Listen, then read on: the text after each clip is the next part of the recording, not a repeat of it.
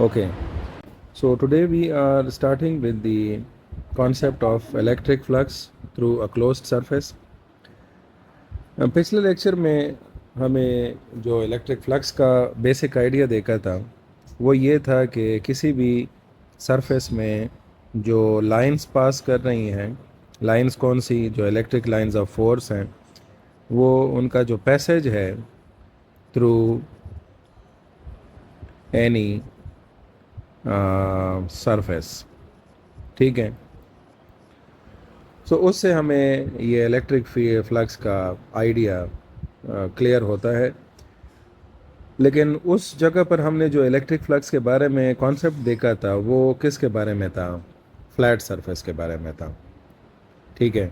कि कोई भी फ्लैट सरफेस है और उसके थ्रू एक यूनिफॉर्म फील्ड हमारे पास अगर बन रही है तो उसके लिए हम जब उसकी फ्लक्स की वैल्यू मालूम करते हैं तो उसके लिए हमने उसकी क्वांटिफिकेशन के लिए इक्वेशन लिखी थी, which was the scalar product of electric field and vector area A.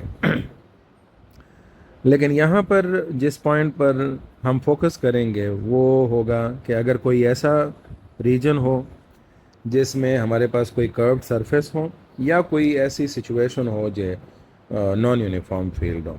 लेकिन स्पेशल जो हमारा एम्फेसिस होगा, जिस तरह हमारे टॉपिक के हेडिंग में क्लियर है, that will be a closed surface, ठीक है।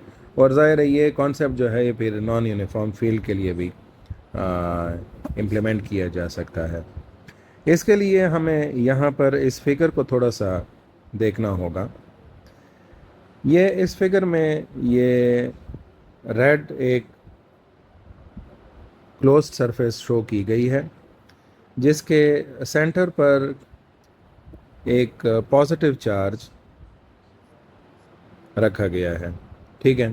तो ये पॉजिटिव चार्ज से जो इलेक्ट्रिक लाइंस ऑफ फोर्स हैं, ये येलो वाली हमने कुछ यहाँ पर शो की हुई हैं, दीज येलो लाइंस, ठीक है। ये वाली ये इलेक्ट्रिक फील्ड की डायरेक्शन को शो कर रही हैं। लेकिन चूंकि ओवरऑल रीजन है अराउंड दिस चार्ज, सो हमने कुछ फ्लैट सरफेसेस को या कुछ सरफेसेस को कंसिडर कर लिया। ये जो छोटे वाले हमने यहाँ पर रेड ड्रॉ किए हुए हैं, ठीक है। इन सरफेसेस को हमने कंसिडर कर लिया और ज़ाहिर है इनमें से हर एक सरफेस की जो वो है डायरेक्शन है वो इस एन यूनिट वेक्टर के साथ शो की गई है। So an unit vector is showing the direction of area, जो डिफरेंशियल पैचेस हैं हमारे पास। येलो लाइंस जो हैं वो इलेक्ट्रिक फील्ड की डायरेक्शन को शो कर रही हैं। और इस जगह पर हर पॉइंट पर अगर हम देखें, मैंने कुछ एक दो चार हमारे पास एरियाज़ मैंने ड्रॉ किए हुए, देर में भी मैंने मैक्सिमम एरियाज़। तो लेकिन अगर हम यहाँ पर इंडिविजुअली इनके डायरेक्शन की वैल्यू देखें कि जो ई और नॉन एन के दरमियान जो एंगल बन रहा है वो हर जगह पर हमारे पास ज़ीरो बन रहा है। सो इन सारे फ्लक्सेस को मैं क्या कर सकता हूँ, ऐड कर सकता हूँ। इंडिविजुअल जो मेरे पास फ्लक्स होगा that will be a scalar product of E and delta A, जिसमें ये डेल्टा ए जो है, जो एक वेक्टर है, इसके मैं प्रॉपर यहाँ से इस तरह लिख सकता हूँ, which will have a magnitude of delta A with unit vector N, ठीक है।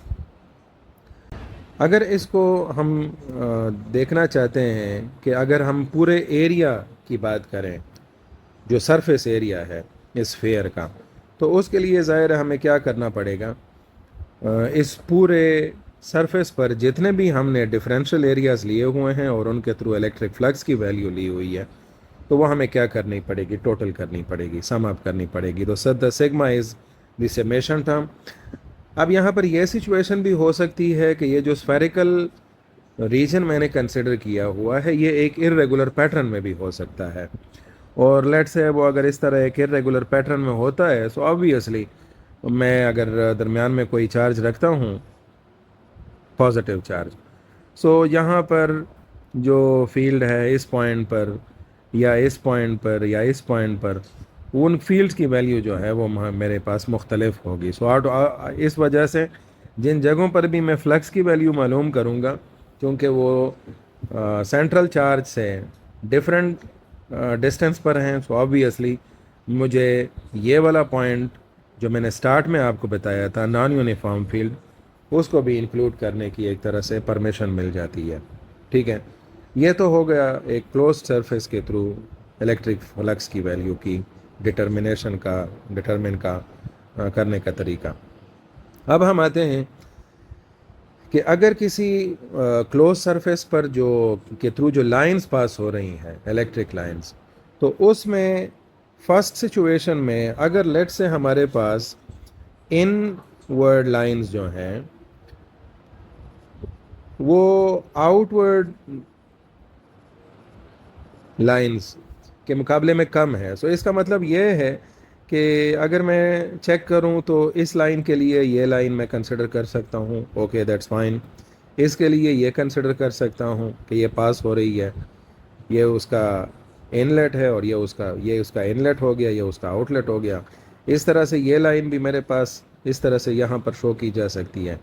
बट दीज टू लाइन्स, ये वाली और ये वाली लाइन, इसका कोई इनलेट हमें नहीं नज़र आ रहा, कोई इनवर्ड ऐसी रे हमें नहीं नज़र आ रही। सो इट मीन्स कि इसके लिए यहाँ पर इस सरफेस के अंदर कोई सोर्स होना चाहिए है, और ज़ाहिर है वो जो सोर्स होगा इस चार्ज का, वो ज़ाहिर है क्या होगा, पॉजिटिव चार्ज होगा, बिकॉज पॉजिटिव चार्ज के लिए जो लाइंस होंगी वो बाहर की तरफ होंगी। यहाँ पर हमें ये कन्फ्यूजन नहीं होनी चाहिए है कि ये लाइंस रेडियल क्यों नहीं है, ये सिंपल एक डिपिक्शन के तौर पर शो की गई हैं, अदरवाइज़ वो लाइंस एग्जैक्टली रेडियली आउटवर्ड होंगी।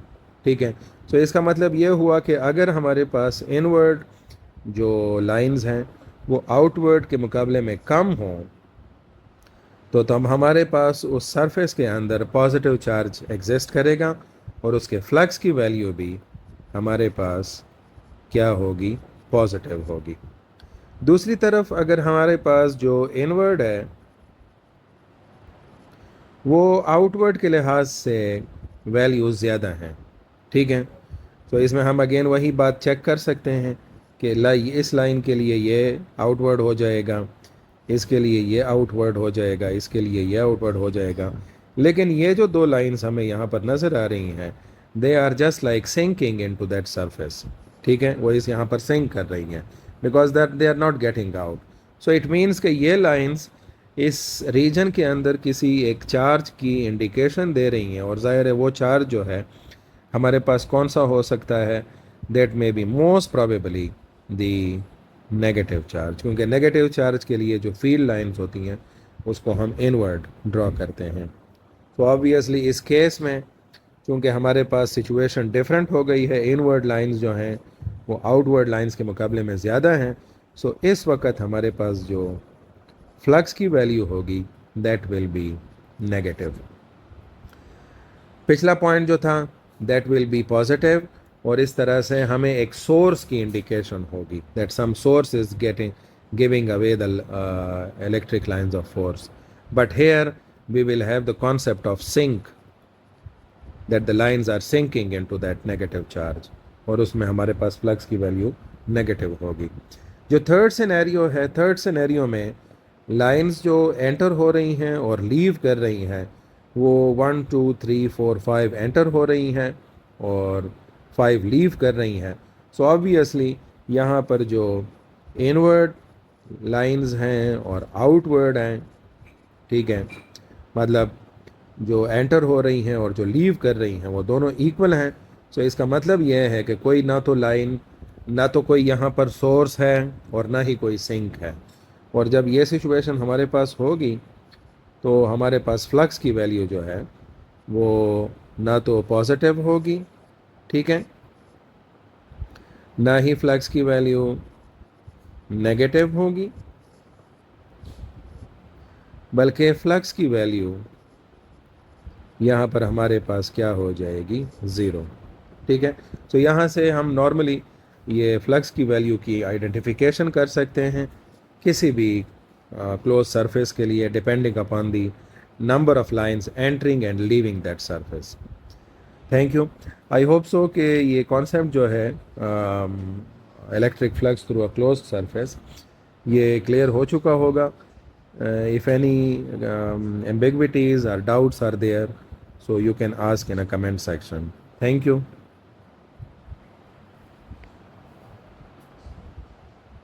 जितना पता रहता है जवाब एंडिंग में बोलते हैं क्यों? यही आता है मैं 1 करोड़ अकाउंट्स का नाम रख सकती हूँ Why? बुरा लगता है कि आप मेहनत ना ना, इसमें मेहनत की क्या बात है?